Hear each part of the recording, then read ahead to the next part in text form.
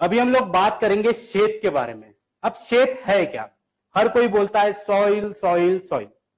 मिट्टी ये हमारे सबसे महत्वपूर्ण चीज है। अगर एग्रीकल्चर की बात की जाए तो मिट्टी ये किसी भी एग्रीकल्चर का हृदय है, उसका हार्ट है। आज हम लोग जब भी किसानों से मिलते हैं, बात करते हैं, आप में से ही बहुत से लोगों से जब मैं मिलता हूं तो मुझे देखने मिलता है कि एक प्रश्न आप सबका कॉमन आता है कि आज मिट्टी सख्त हो गई है। अब ये मिट्टी सख्त क्यों हो गई या फिर ये सब प्रॉब्लम्स क्यों आने लगे? तो इसका कारण सिर्फ एक ही है कि हम लोगों ने न जानते हुए अधिक से अधिक मात्रा में जो केमिकल इस्तेमाल किया है, उसके वजह से आज मिट्टी की उत्पादन क्षमता, उर्वरक क्षमता धीरे धीरे कम हो गई है। अभी मेरा एक प्रश्न आप सभी से है कि आप में से कितने लोगों ने हमारे खेतों की मिट्टी को एक बार तो भी छू कर देखा है? अगर आपने देखा होगा तो सबसे पहली चीज वो बताती है कि आज वो कितनी ज्यादा सख्त हो गई है, कितनी ज्यादा हार्ड हो गई है। अब ये हार्ड होने का वजह क्या? तो हमारे मिट्टी की जो उर्वरक क्षमता है वो धीरे धीरे कम हो गई है। साथ ही साथ एक उदाहरण मैं हमेशा पूछता हूं कि आज से 10 साल पहले अगर यहां से 20 किलोमीटर 10 किलोमीटर दूर भी अगर बारिश हुई तो मुझे यहां पर बैठे बैठे पता चलता था कि कहीं तो भी बारिश हुई है, क्योंकि मिट्टी की एक अच्छी सुगंध मेरे तक पहुंचती थी, मुझ तक पहुंचती थी। पर आज वो नहीं हो पा रहा। तो ये सब कुछ हुआ क्यों? तो हम लोग देखते हैं कि मिट्टी की जो अवस्थाएं होती है, 3 तरह की अवस्थाएं, फिजिकल यानी भौतिक, केमिकल यानी रासायनिक और बायोलॉजिकल यानी जैविक। ये तीनों की तीनों अवस्था पूरी तरह से खराब हो गई है, जिस वजह से आज हमें चाहिए वैसे रिजल्ट नहीं मिल पा रहे। हम कितना भी खर्च करें हमें उतना उत्पादन नहीं मिल पा रहा। तो ये मिट्टी की फिजिकल प्रॉपर्टी यानी भौतिक अवस्थाएं होती क्या है? अभी मैंने आपसे पूछा था कि कितने लोगों ने मिट्टी को एक बार तो भी छू कर देखा है। जब आप मिट्टी को छू कर देखते हो तो सबसे पहली चीज आपको मिट्टी बताती है वो सख्त हो गई है। दूसरी सबसे इंपॉर्टेंट चीज आपको वो बताती है कि आज उसके अंदर हवा कितनी अच्छी तरह से खेल रही है, क्योंकि जड़ों को सिर्फ न्यूट्रिएंट यानी पोषक तत्वों की ही जरूरत नहीं होती, बल्कि हवा की भी जरूरत होती है। तो एसेंट ऑफ सैप यानी शोषण करने की प्रक्रिया में पानी ही नहीं खींचा जाता। अगर वहां पे हवा नहीं होगी तो पानी ये कभी जो पोषक तत्व है कभी खींचे नहीं जाते। तो मिट्टी जितनी ज्यादा नरम होगी, उसमें जितनी ज्यादा हवा खेलेंगी, उतना ज्यादा आपको अच्छे रिजल्ट मिलते हैं। इसे हम लोग कहते हैं फिजिकल प्रॉपर्टी।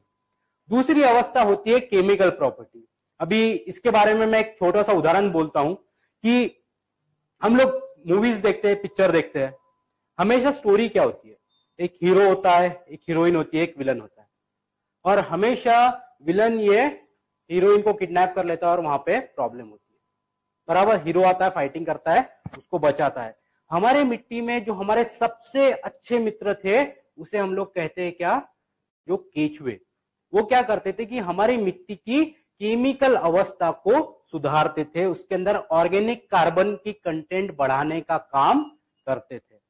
तो इस ऑर्गेनिक कंटेंट को बढ़ाने का काम होता कैसे कि जो भी हमारे जमीन में बचे हुए रॉ मटेरियल है, जो तन है, उसको कार्बन के रूप में कन्वर्ट किया जाता है, जिसकी वजह से जितनी भी पोषक तत्व है जैसे माइक्रो न्यूट्रिएंट हो गए, इसको शोषण करने की प्रक्रिया फास्ट होती है। और जो हमारा शेत है वो क्या करता है, जब ये बैक्टीरिया मल्टीप्लाई होते हैं उस समय एक फाइटो एंजाइम सीक्रेट करता है, जो क्या करता है प्लांट के साथ में आपके जो एंजाइम्स होते हैं वो मिट्टी को नरम करते हैं, और जितने भी पोषक तत्व जो एक दूसरे के साथ में जुड़ गए हैं और जो आपके पौधों के द्वारा शोषण नहीं हो पा रहे, उनको वहां तक पहुंचाने का काम करता है, जिसकी वजह से आपको ज्यादा अच्छे रिजल्ट मिलते हैं। आपकी जमीन जो होती है वो स्टेबल होती है, और जब आप 7 साल तक के कंटिन्यू शेड का इस्तेमाल करते हो तो ये हमारा बोलना है कि आप मात्र और मात्र गोबर खाद के ऊपर ही अपनी पूरी की पूरी खेती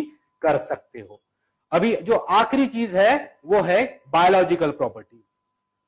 अगर मैं आज आपसे पूछूं कि आप में से कितने किसानों के खेतों में आज भी केचुए मिलते हैं, मेरे ख्याल से करीबन सिर्फ 2 या 3% ऐसे किसान होंगे जो बोलेंगे कि हाँ आज मेरे खेतों में केचुए पर्याप्त मात्रा में है। तो मेरा प्रश्न आपसे ये है कि असल में ये केचुए गए कहां? तो हर कोई बोलता है केमिकल इस्तेमाल किए इसलिए मर गए। तो हम लोगों ने ये मर नहीं गए, हम लोगों ने मार दिए हैं, क्योंकि कोई अच्छा काम करता है वो हमें पसंद नहीं आता।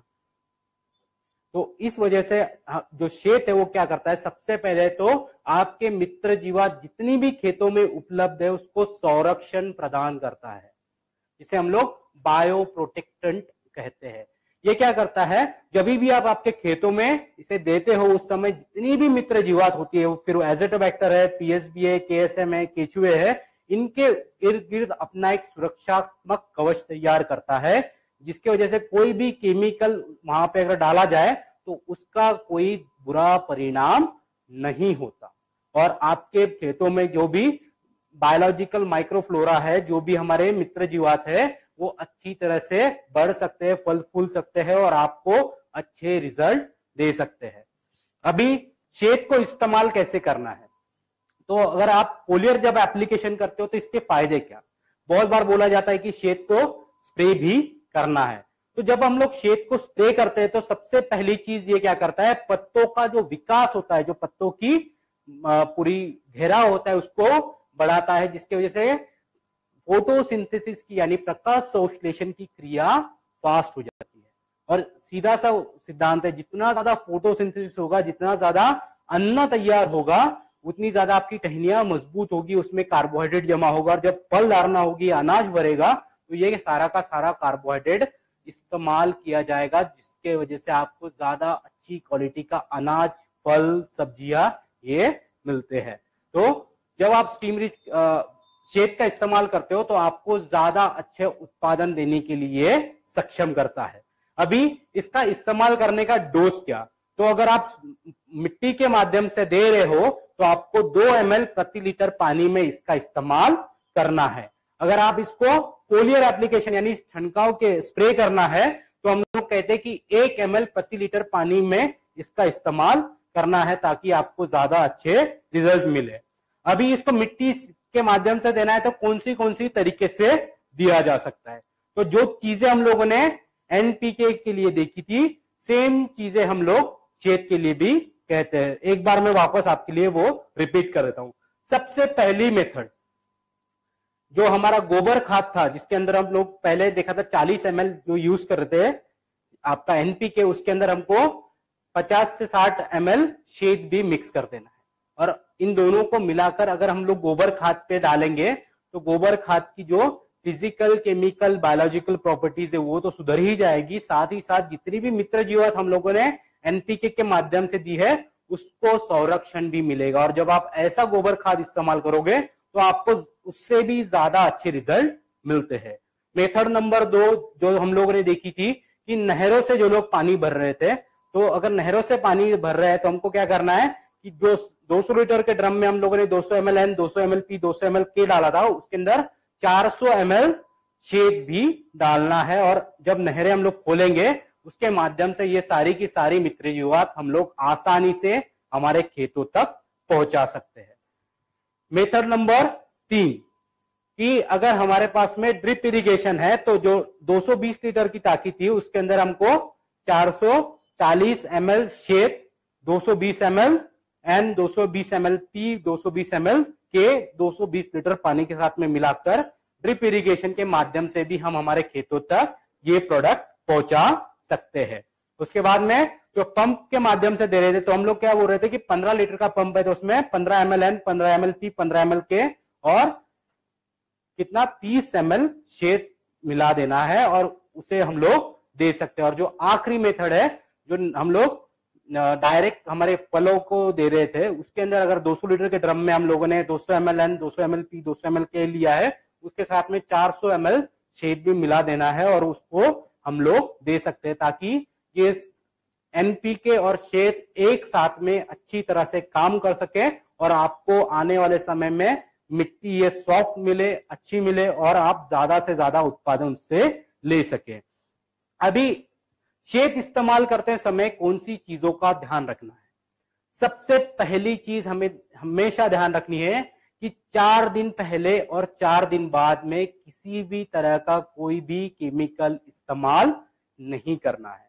अगर आप कोई भी केमिकल इस्तेमाल करोगे तो क्या होगा, ये मित्र जीवात की जो मल्टीप्लीकेशन होने की क्षमता है, जो इसका विभाजन होने की जो क्षमता है वो कम हो जाएगी, आपको अच्छे रिजल्ट नहीं मिलते। तो हम लोग सीधे से बोलते हैं कि उसको ना करें, और जो भी ड्रम आप इस्तेमाल करें उसको अच्छी तरह से साफ कर ले और उसके बाद में ही हमारा सॉल्यूशन द्रावण तैयार करें, ताकि आपको इजीली ये इफेक्टिवली आपको इस्तेमाल कर सके।